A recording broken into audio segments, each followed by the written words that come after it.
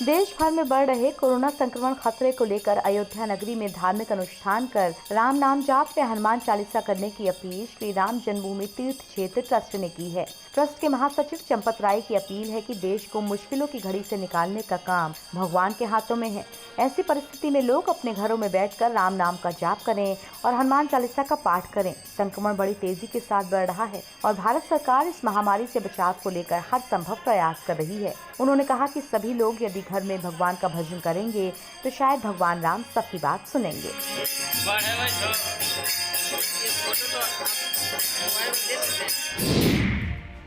बहराइच की पुलिस सराहनीय कार्य करती हुई दिखाई दे रही है। चुनाव के दौरान मुस्तैद दिखाई देती पुलिस लगातार अवैध शराब बिक्री करने वालों पर शिकंजा कस रही है। ऐसा ही ताज़ा मामला सामने आया है बहराइच की यूपी कोतवाली देहात से। यहां पर पुलिस को बड़ी सफलता हाथ लगी। पुलिस ने चेकिंग के दौरान 4 पहिया वाहन सहित भारी मात्रा में देसी शराब बरामद की। रायपुर राजा के चौकी प्रभारी वीरपाल सिंह व प्रभारी निरीक्षक पीपी सिंह ने पुलिस बल के साथ चेकिंग के दौरान भारी मात्रा में अवैध शराब बरामद की। इसमें पुलिस ने 2 आरोपियों की निशानदेही पर 3 बोरी कच्ची शराब बहराइच के पास से बरामद की है। पुलिस पकड़े गए दोनों आरोपियों से कड़ी पूछताछ कर रही है और उनको जेल भेजने की तैयारी कर रही है। जिले में बढ़ रहे कोरोना संक्रमण के आंकड़े को देखते हुए नगर निगम सहारनपुर अपने कर्मचारियों द्वारा 24 घंटे नगर की साफ सफाई व सैनिटाइजेशन आदि कार्य करने में अपनी सेवा दे रहे हैं। नगर स्वास्थ्य अधिकारी डॉक्टर कुणाल जैन ने पत्रकारों से वार्ता करते हुए बताया कि सहारनपुर नगर निगम कोरोना महामारी की रोकथाम के लिए 24 घंटे जिले में निवासियों के बीच रहेगा। हर जगह साफ सफाई और सैनिटाइजेशन की व्यवस्था दुरुस्त कराई जाएगी। जहाँ पर कंटेनमेंट जोन बनाए गए हैं वहाँ की साफ सफाई और सैनिटाइजेशन की तरफ ज्यादा ध्यान दिया जा रहा है। जिले में 95 टीमें बनाई गई हैं जो कि पूरे शहर में सैनिटाइजेशन, फॉगिंग, साफ सफाई का कार्य करेंगी। साथ ही जनता साथ देगी तो निश्चित रूप से हम कोरोना संक्रमण को जिले से समाप्त कर देंगे। जैसे कि कोरोना का वो बढ़ रहा है, हमने अपनी पूरी तैयारी में हम हैं, लगे हुए हैं। हमारी 95 टीम्स एक्टिव हैं जो कि प्रत्येक दिन सैनिटाइजेशन में लगी हुई है।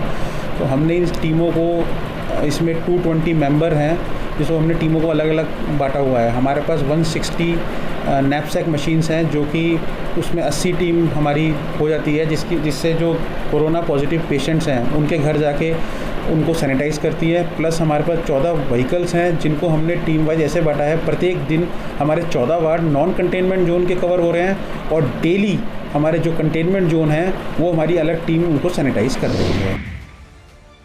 किसान की पूरे साल की मेहनत पर अगर पानी फिर जाए तो उसके पास रोने के अलावा कोई चारा नहीं होता है। वो अपनी फसल को अपनी आंखों के सामने नष्ट होता हुआ देख परेशानियों से घिर जाता है। ऐसा ही मामला सामने आया है सहारनपुर के गंगोह से, जहां पर बिजली के तारों में फॉल्ट होने से लगभग 40 बीघा गेहूं की फसल जलकर खाक हो गई। गंगोह के गाँव भगवानपुर एवं बल्ला माशना में 2 किसानों की गेहूं की फसल जलकर खाक हो गई। इसके बाद किसानों के सामने आर्थिक संकट खड़ा हो गया।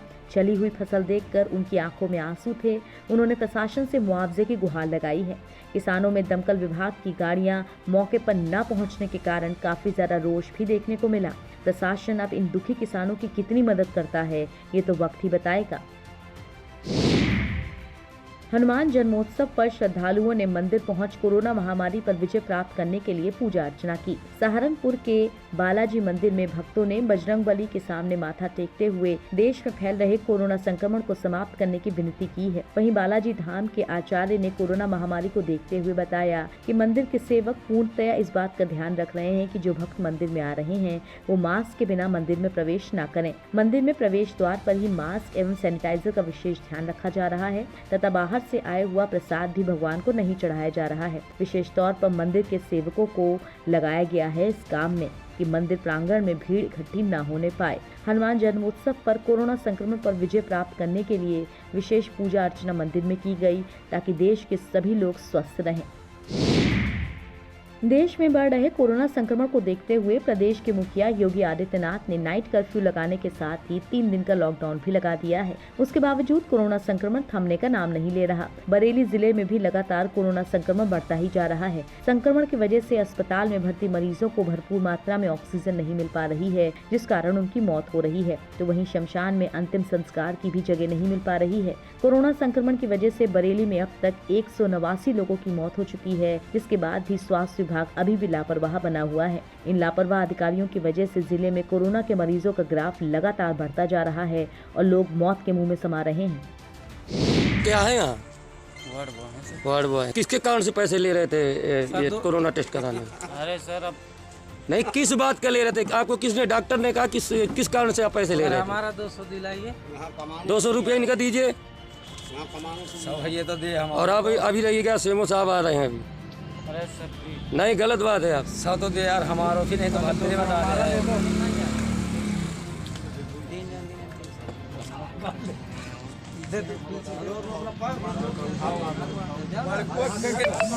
सर हमारा 200 दिलाइए ना। हाँ, लीजिए।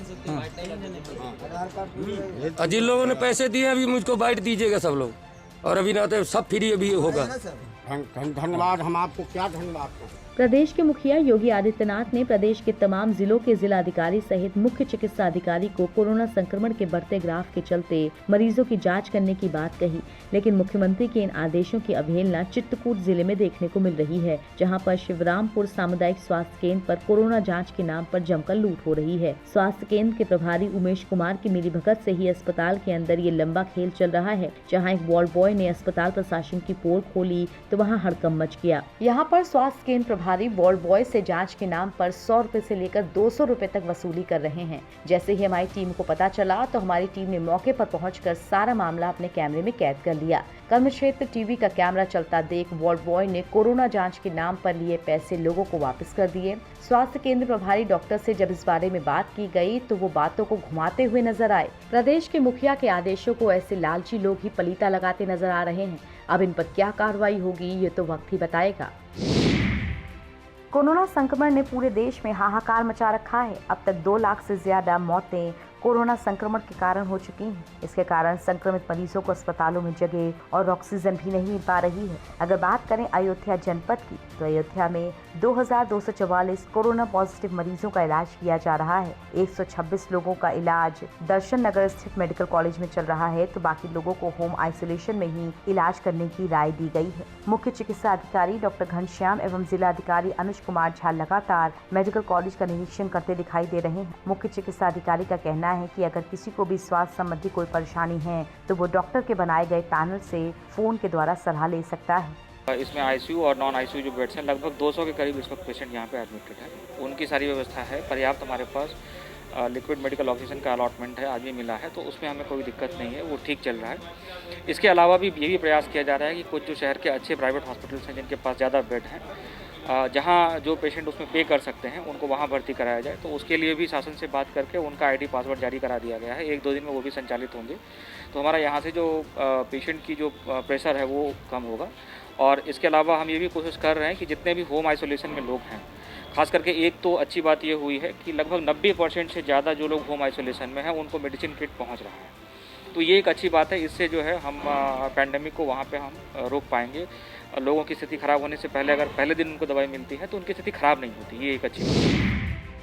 कोरोना महामारी की दूसरी लहर में देश में कोहराम मचाकर रखा हुआ है। जगह जगह ऑक्सीजन और बेड की कमी को लेकर इस महामारी ने लोगों की सांसों को गले में ही अटका दिया है। डॉक्टर को धरती का भगवान कहा जाता है और बीमार अपना इलाज कराने के लिए अस्पताल आते हैं, लेकिन जब अस्पताल के नोटिस बोर्ड पर सामग्री खत्म होने का नोटिस चस्पा कर दिया जाए तो आखिर अपनी जिंदगी की जंग लड़ रहे लोग जाएं तो जाएं कहां। ऐसा ही मामला रामपुर के जिला अस्पताल में देखने को मिला है, जहां पर नोटिस बोर्ड पर साफ तौर से कोरोना संक्रमण की सैंपलिंग सामग्री खत्म होने की बात को नोटिस पर चस्पा कर दिया गया है। अब इस तरह की लापरवाही से मरीजों की जांच आखिर कैसे हो पाएगी? कैसे जिले में कोरोना संक्रमित मरीजों का आंकड़ा पता चल पाएगा?